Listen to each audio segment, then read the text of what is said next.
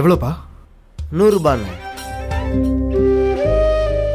கரெக்டான ரேட்டு தானே கேட்டேன், அதுக்கே என் கண்ணெல்லாம் கலங்குது. இல்லைப்பா, என் கூட பிறந்தவன் யாருமே இல்லை.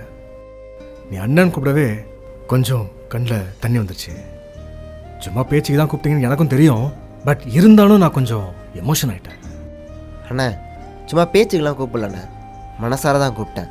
வேணும்னா என்னை கூட பிறந்த தம்பியை நினச்சிக்கோங்க, நானும் உங்களை கூட பிறந்த அண்ணனா நினச்சிக்கிறேன். அதான்ப்பா வேணும். அண்ணா சவாரி காசு கொடுக்காம போறீங்கண்ணே. சொந்த அண்ணனை கொண்டாந்து இறக்கிருக்கேன், யாராவது காசு கொடுப்பாங்களா? ஓ இதான் உன் பிளானா? இந்த வேலைலாம் என்கிட்ட வேணாம். நீ யாரோ நான் யாரோ ஐயா, ஒழுங்கா சவாரி காசை குடியா. காசுக்காக சொந்த அண்ணனே இல்லைன்னு சொல்லிட்டியப்பா. ஏய் ஐயோ, ஓ நீ இங்க இருக்கியா? எதுவா இருந்தாலும் என் கூட பிறந்த அண்ணன்ட்ட கேளுங்க. நான் இவரோட அண்ணன், கூட பிறந்த அண்ணன். எது வந்தாலும் என்கிட்ட கேளு. அப்படியா? அவன் கட்ட வேண்டிய 50,000 லோன் பேலன்ஸை நீ கட்டு. 50,000? ஆமாண்ணே, அண்ணங்கிற பிட்டை வச்சுட்டு ஆட்டோக்கு காசு கொடுக்காம போகலான்னு நீ பிளான் பண்ண.